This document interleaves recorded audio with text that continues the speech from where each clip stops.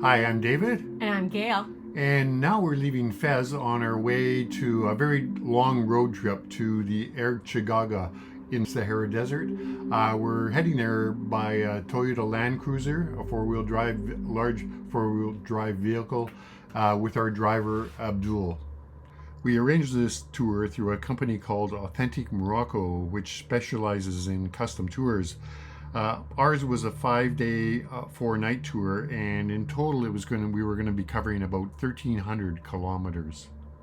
But in the meantime, we've got some monkeys to visit. And here they are, right at the roadside. These are Barbary monkeys, sometimes erroneously called Barbary apes, but they are monkeys because they have tails. They're also known as Barbary macaque.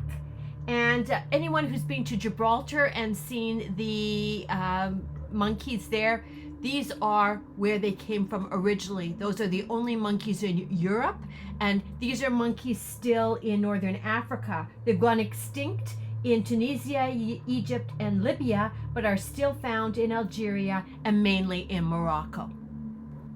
Okay, so this is the first day of a 2 day road trip to get to Erg Chigaga. This first day will take us to the Todra Gorge, and it's a 450-kilometer drive, which doesn't seem that bad, but it actually will take 8 hours to drive that distance. That's 8 hours of solid driving, with a few stops along the way thrown in just so I can take photographs. It was a little less hairpinny than the previous road trips, but it was still a little bit uncomfortable for those who don't feel well in moving vehicles. So this is one of many kasars that we will be driving past. A kasar, by the way, is a fortified village, and you can see how well it fits into the landscape of the countryside. These are the high Atlas Mountains that we're passing through.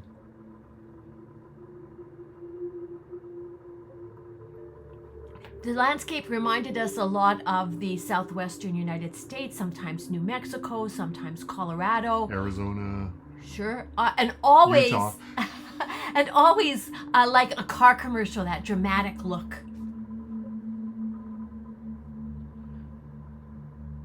And right about now, we're going to be entering into sort of the Todra Gorge area towards our night's accommodation, which is the very charming and rustic Auberge Le Festival. And we were situated in one of what they call the tower rooms, which you see down here at the bottom of this picture. And here are some views of the suite, both outside and inside.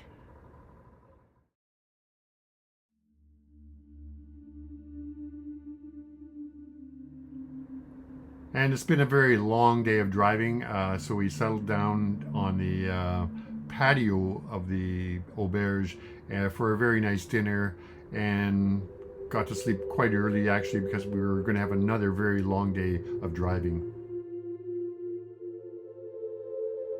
And here we are, breakfast at the Auberge Le Festival, and our driver Abdul is picking us up to take us into the Todra Gorge. Yeah, so this is the Todra Gorge proper. Now, this is a series of limestone river canyons up to 400 meters high and as narrow as 33 feet wide at some places. Very windy. They've had some landslides. Again, it reminds you sort of the American Southwest, something like Zion Park, for example, National Park. It was a lot of tour buses going through here, but it was really quite lovely regardless.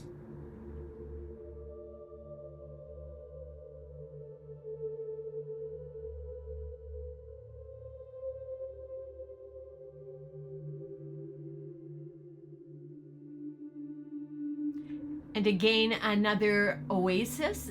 There was a problem though with drought, and you saw a lot of dying trees. Yes, you can see how that might happen in this kind of environment. Again, another kasar that we're passing through. Mind you, this has been going on for 7 years, so I think it's a global warming situation.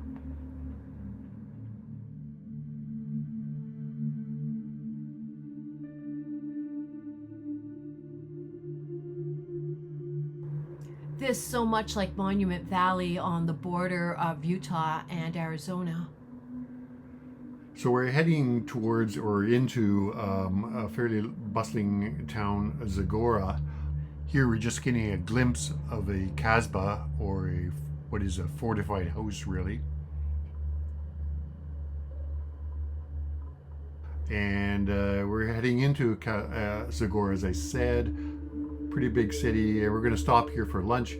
We're actually having a couscous. It was quite good because couscous, the way it's prepared here, takes a long time to cook, takes several hours, and so it's usually only served on Fridays, and this happened to be a Friday. Right after lunchtime prayers.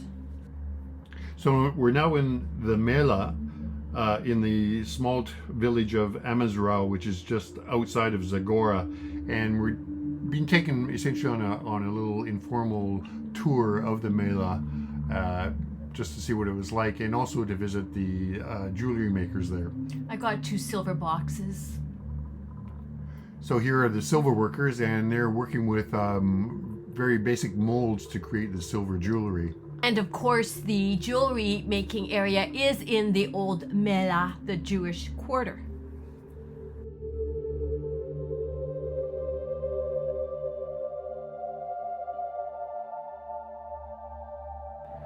And now we're in the small town of Tamegroute, which is famous for its green glazed pottery. And you're just going to see here a sequence of shots that take you through step by step the process of making the pottery.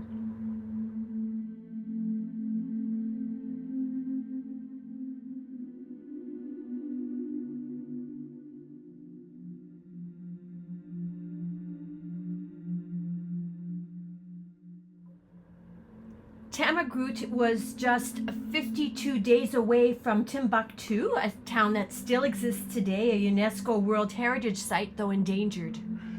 And it's right at the edge of the Sahara Desert, and here we are more or less entering the Sahara Desert ourselves. We're at the very cowboy-like town of Mohammed, and we're just from there we enter into the desert with our four-wheel drive vehicle. This is why we are in a Toyota Land Cruiser for sure, because we're essentially off the road now. There are no roads. We're just going through sand, and somehow our driver Abdul knew where to go. We're quite surprised. We're certainly glad to arrive at our luxury desert camp at Erg Chigaga. And our accommodations really plush. And it was been a pretty long day. We sat down, we had a very nice dinner, and now it's time to have a good night's sleep in the desert before we start the day's adventure at Erg Chigaga tomorrow morning.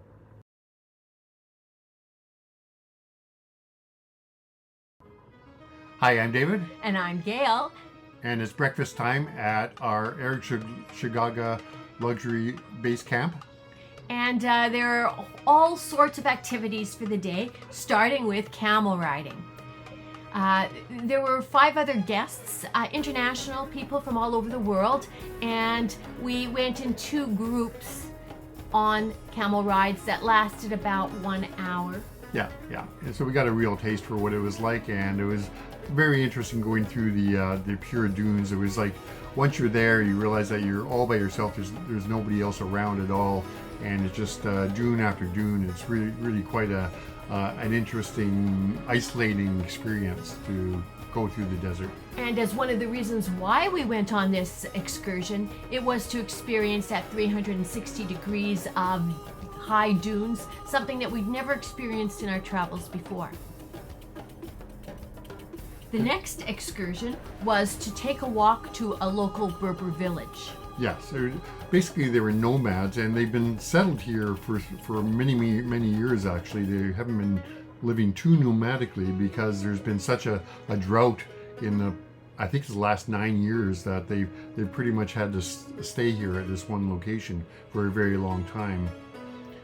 And you'll see that in a moment there's pictures of all their water bottles, and you can see how water is so important to their livelihood or their ability to live here at all. The people here made us some bread, and it was bread that was cooked in hot ash, which they buried in the ground.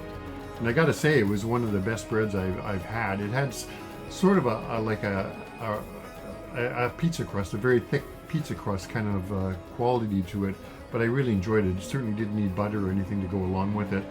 They served it to us with some nice mint tea.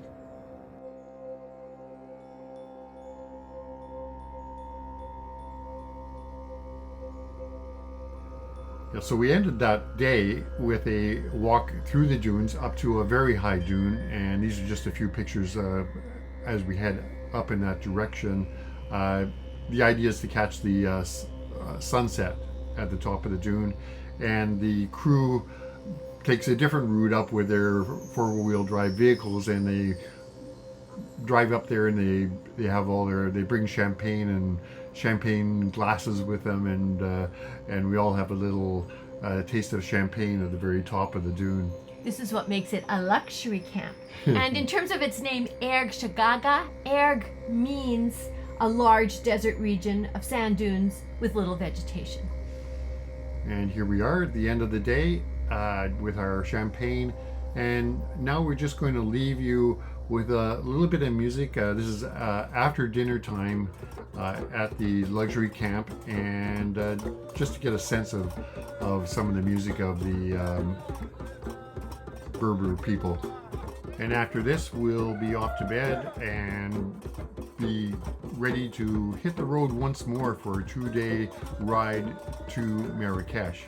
So we'll see you on our next day.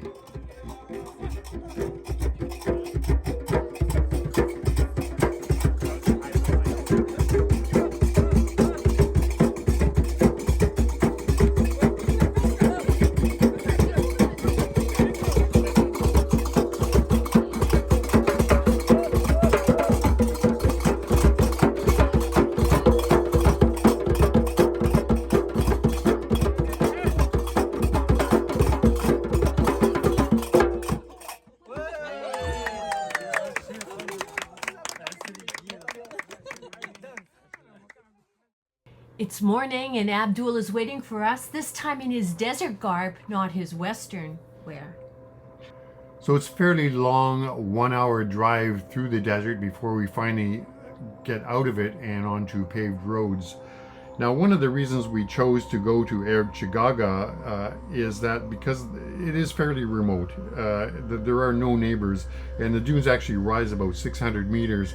The other place that people do go to is the Erg Chebi, which is near Mazuga, and there the dunes are a lot lower. They're only about 160 meters high, but the dunes are more accessible, which also means that they're more crowded. So we opted to go to Erg Chigaga just because it was more remote. We felt we'd get more of a desert experience. We're now heading for lunch at the town of Ouarzazate and for a tour of the Kasbah Tamegroute.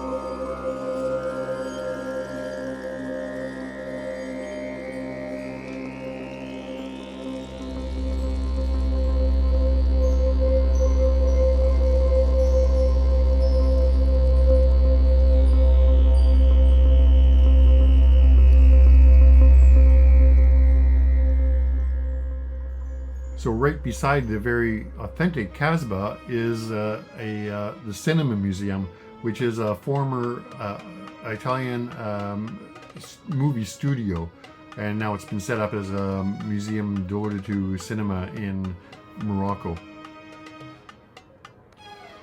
This is the movie region of Morocco, and as you'll see, we will be going to the Atlas Company studios, which are really much more interesting than this particular site that we're seeing here, the museum.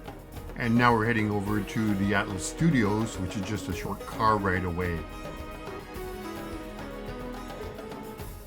Here we actually got a guided tour of the site.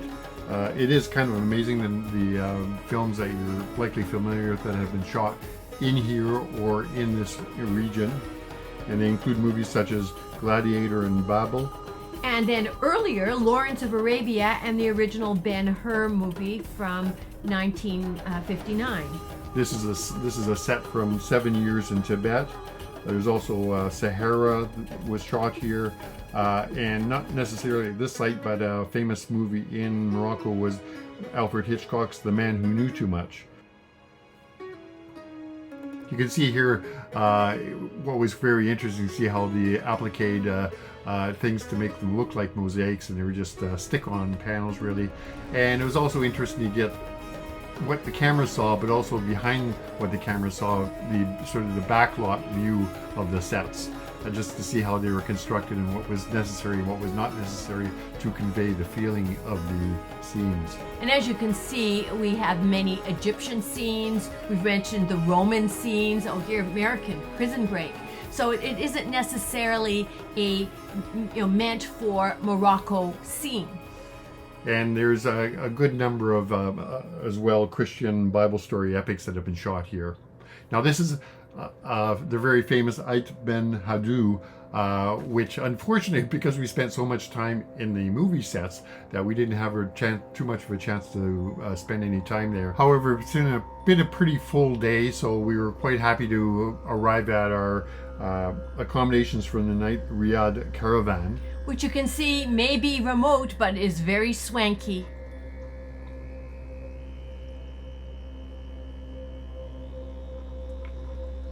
And with that, after that long day, we'll say goodnight, and we'll pick you up in a few seconds on the final day on our trek towards Marrakesh.